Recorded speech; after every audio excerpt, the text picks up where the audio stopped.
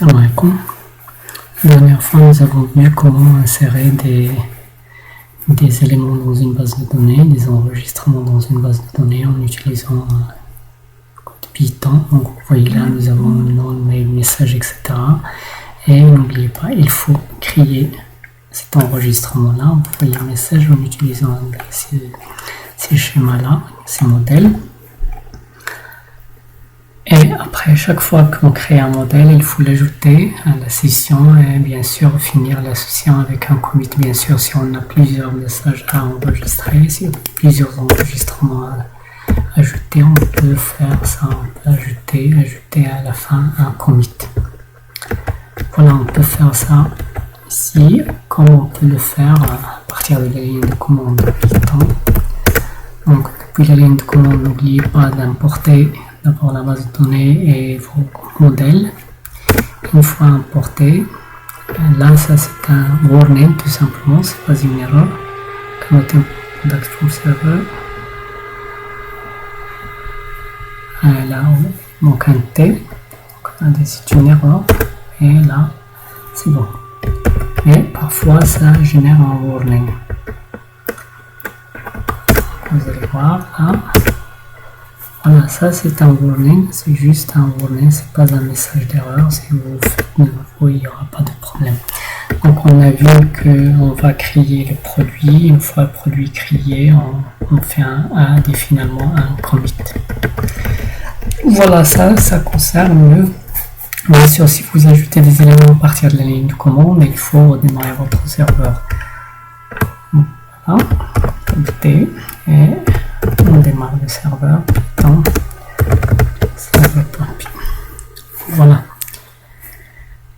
Et donc là, vous allez remarquer que j'ai fait un peu de CSS pour améliorer l'apparence de ces trucs-là et j'ai ajouté des boutons pour ajouter un autre chariot, ajouter ces produits-là au chariot. Voici le. Donc c'est pas non, mais home ici, voilà. Donc ça c'est notre carte. J'ai nommé ça carte, une carte. Donc ça c'est une carte. Voilà. Et là on a le H2 pour le titre, le prix. Vous voyez là on a une classe prix. Donc parce que là un style différent. Et on a des boutons, un bouton add carte. Donc on va maintenant faire un peu de JavaScript parce que nous avons les produits. Donc avec JavaScript là je peux manipuler cette page en local. Cette page est générée par le serveur, par Flask. Et là, le client a reçu la page et va recevoir un script. Et ce script-là va manipuler la page avec les interactions utilisateurs. C'est-à-dire lorsque l'utilisateur il clique, il va incrémenter un nombre ici, il va afficher un truc ici comme quoi cet élément-là est sélectionné, etc. Mais tout ça va se faire juste ici. Une fois que je clique sur le panier, je peux envoyer la commande au serveur pour le stocker dans une table commande par exemple. Donc commençons par d'abord ajouter ici un petit div pour afficher le nombre d'éléments sélectionnés.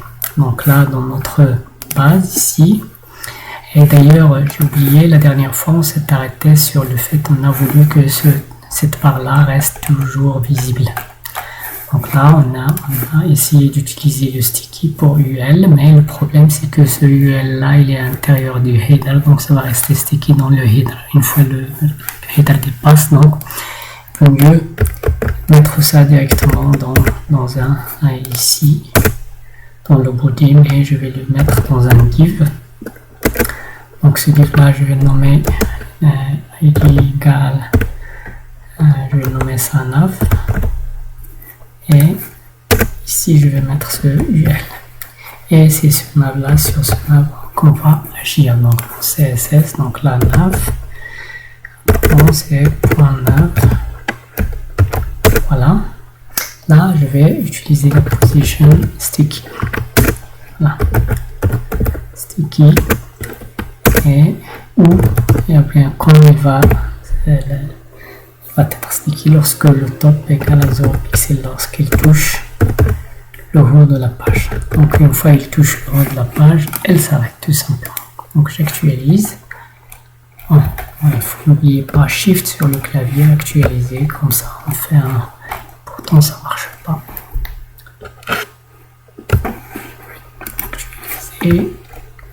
Et un problème. Donc là on va voir, nav c'est un ID, on a dit l'ID nav, voilà. Shift actualiser. Et voilà, ça reste sticky, mais le problème c'est que les images passent au-dessus. Donc je vais ramener ce div là en avant-plan en utilisant le z-index. Z-index égale par exemple 20. Je sauvegarde, j'actualise, shift actualiser, et voilà. Donc le reste, il est stické en haut de la page. Là c'est bon. Maintenant, on va ajouter un div ici, donc dans ce nav. C'est pour cette raison-là j'ai créé ce div nav. Donc là, je vais ajouter un autre div que je vais nommer ID carte, autre panier. Dans ce div-là, je vais écrire un zoom. Donc j'actualise. Et voici notre div-là, il est en bas, tout en bas après ce UL. Donc on va faire un peu de CSS sur ce div. Donc là le carte. Voilà, carte. Je vais utiliser border. Pixel, solide et white. Je veux que ce soit en blanc parce que la barre est en noir. Border radius,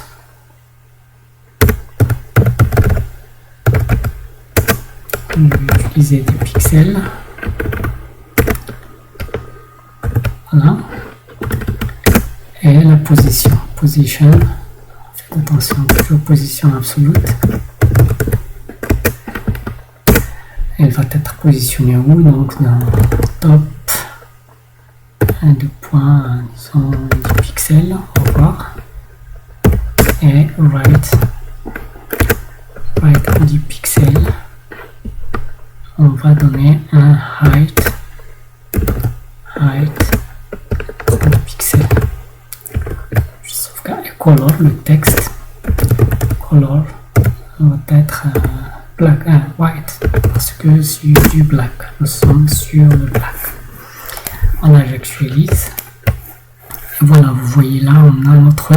Mais il faut définir un minimum width, une largeur minimale qui ne doit pas être inférieure à cette width. Donc, min width, ça va être par exemple 30 pixels, bien 40.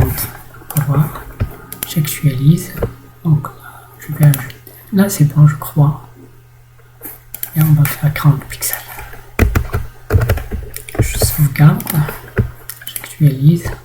Le texte doit être centré en vertical et en horizontal, donc comme texte align. Texte align, c'est center. Et on va utiliser la propriété pour le texte.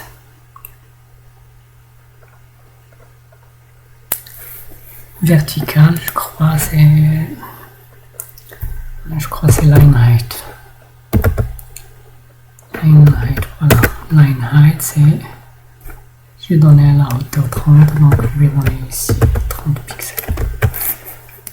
Voilà, j'actualise, je vais actualiser et voilà. Donc voici notre, reste le hover lorsque la souris passe en dessus. Donc là, je vais prendre cet élément là. Donc, et deux points over.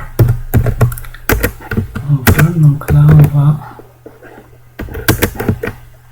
background color,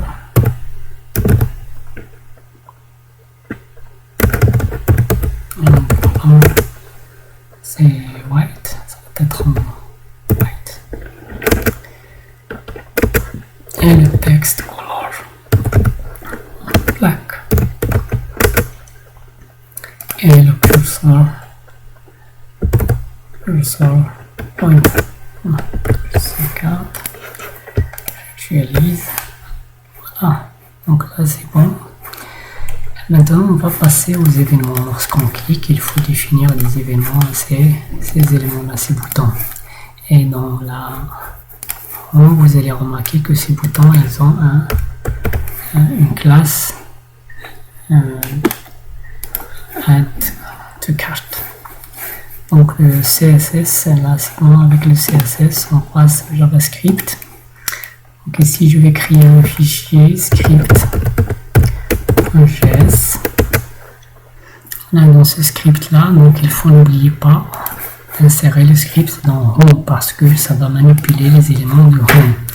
Donc ce script-là, je vais l'insérer ici. Voilà. Donc script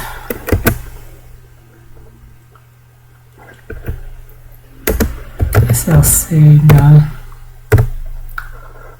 / statique / js / script.js. Voilà, je sauvegarde. Dans mon script, je vais afficher un console log pour s'assurer que script.js. Je sauvegarde et je teste comme ça pour s'assurer que notre donc F12 pour voir si notre voilà s'affiche, donc c'est bon. Alors là, on va faire un let. Je vais extraire tous les boutons. Égal document point get element by class name et on a dit que ce bouton là ça s'appelle add to cart. Le problème c'est que on veut parcourir ces éléments là avec un for each, donc c'est pour cela normalement ça c'est un HTML collection. Donc si je fais un console log buttons, vous allez remarquer que c'est un HTML collection et dans l'HTML collection il n'y a pas de for each pour parcourir ces éléments là. Donc on peut utiliser des index 0, 1, etc. mais je préfère utiliser un for each. Donc dans l'objet array il me donne une méthode qui s'appelle from, donc je peux extraire un array à partir d'un HTML collection. Donc maintenant buttons c'est un array. Donc buttons for each pour chaque élément. Donc l'élément ça va être appelé, je vais l'appeler btn. Donc pour chaque élément je vais ajouter btn.list. Je vais associer un écouteur d'événements. Quel événement c'est le clic. Et qu'est-ce qui va se passer? On va appeler le add handler. Voilà. Il reste à définir cette fonction là, function add handler avec un event et bien sûr à partir de cet événement là je peux extraire l'élément sur lequel on a cliqué, c'est e.target. Donc là, il vous donne l'élément, le bouton, mais j'ai besoin de tout le div, j'ai besoin de tout le parent. Donc là, on a home, on accède à ce bouton, mais j'ai besoin de tout le div. C'est un parent, donc là, je vais point parent node. Et tout ça, je vais le mettre dans un parent, une variable que je vais appeler parent. Voilà, mais le parent il a un ID. Si vous avez remarqué ici, celui-là il a un ID, c'est l'ID du produit dans la base de données. Et bien j'ai besoin de ce numéro-là, l'ID égale parent.getAttribute. Normalement c'est l'attribut dont j'ai besoin, c'est l'ID. Voilà. Donc maintenant je vais afficher console log notre ID. J'affiche l'ID du bouton sur lequel j'ai cliqué. Donc j'actualise, je clique sur celui-là, rien ne s'affiche. Je crois qu'il y a un petit problème, on va voir c'est quoi le problème. Donc revenons ici.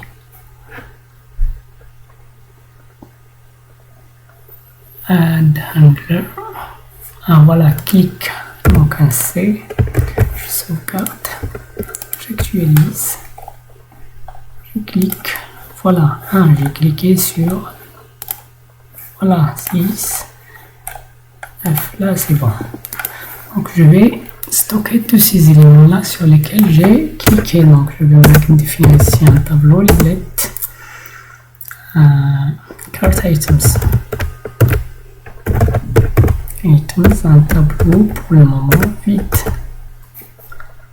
Donc à chaque fois je clique, cart items, point push, j'ajoute ID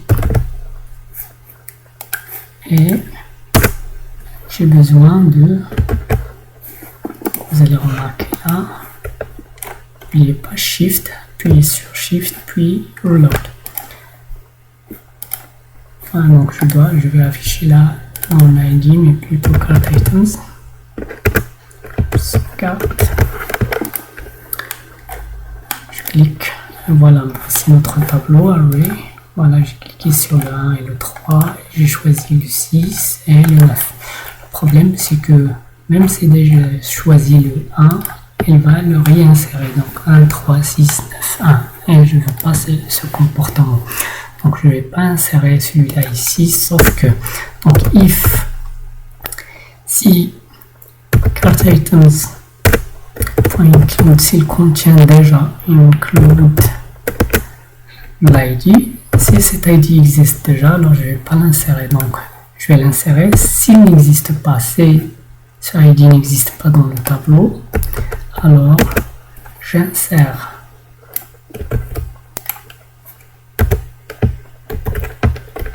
Voilà. Donc j'actualise. Sinon, je l'enlève si vous voulez. Else. Donc comment l'enlever, c'est cart items. Elle va recevoir un nouveau tableau. C'est quoi ce tableau? C'est cart items. Un filtre, je vais le filtrer, c'est-à-dire je vais enlever les éléments qui sont égaux. Donc différent, c'est ID is not equal, c'est différent de E. Donc là dans cart items, il y aura uniquement les éléments qui sont différents de E. Et bien sûr console log, et vous allez remarquer, je sauvegarde, j'actualise, je clique, j'ai un élément, je clique de nouveau, il n'y a plus. Je clique et là, je clique, il n'y a plus. Donc là, j'ajoute, mais je peux enlever le premier élément. Et voilà, vous voyez là, j'ai enlevé le premier, j'enlève le deuxième aussi. Donc, voilà, et j'enlève le sixième. Donc là, 4, 5, 6, j'enlève celui-là. J'ajoute, etc. Donc là, c'est bon, mais reste à modifier cet élément-là. Donc là, il faut dire que if, dans les deux cas, donc je vais mettre dans, j'ai besoin de ce div. Comment il s'appelle déjà? Ce div là, il s'appelle carte. Donc voilà, je reviens ici, je dois, le script est là, donc c'est le bouton et là let carte div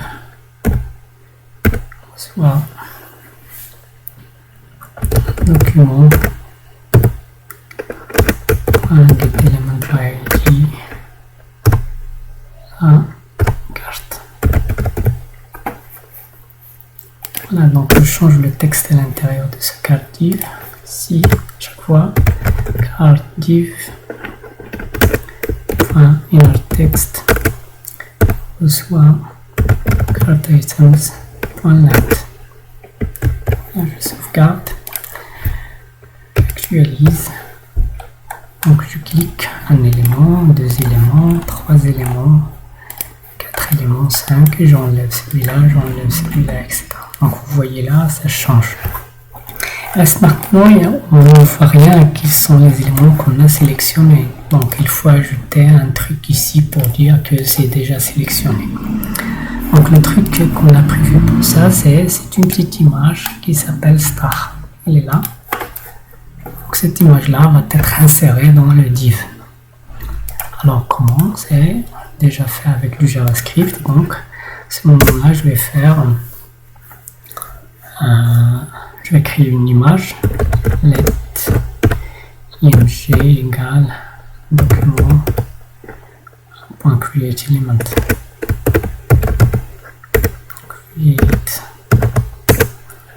l'élément ça va s'appeler img, et ça c'est un élément HTML.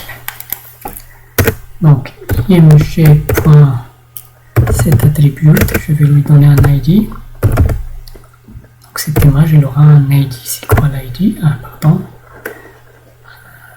ID, ça c'est l'attribut ID. C'est quoi l'ID? Normalement ça doit être unique. Alors je vais le nommer star et plus l'ID du div, bien l'ID du produit. Voilà, ça c'est MG. Et je vais refaire la même chose pour lui donner une classe pour le CSS. La classe c'est star tout court. Donc toutes les images auront le même CSS. Et j'ajoute cette image à mon parent. Parent.appendChild img. Mais là, il faut l'enlever. C'est-à-dire, s'il existe déjà, alors let img, je vais chercher cet élément-là, c'est document.getElement. l'ID, on a dit, c'est un star plus ID. Donc, je cherche cette image-là et je l'enlève du parent.removeChild.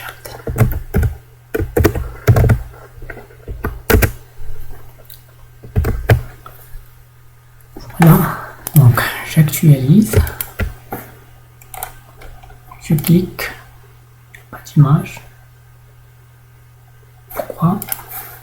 Tout simplement, appendChild, elle est déjà là.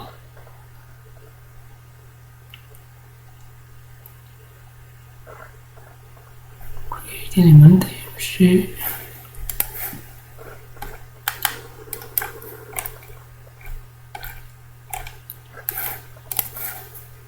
On a oublié l'image elle-même. C'est quoi l'image?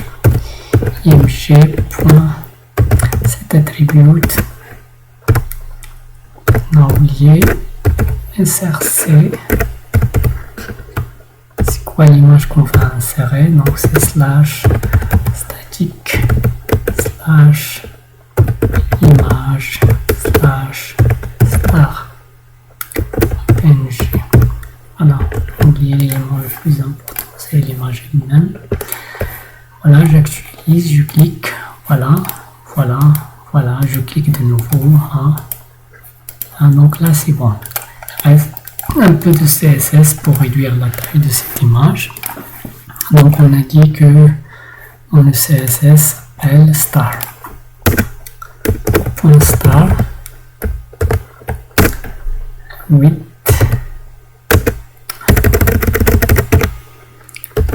on va donner 30 pixels. Height 30 pixels. Sauvegarde. Je clique, on a l'image, mais n'importe où. Donc on va essayer de lui donner une position. Donc là, position absolute. Ou donc bottom combien de pixels et right 10 pixels. On va voir ce que ça donne.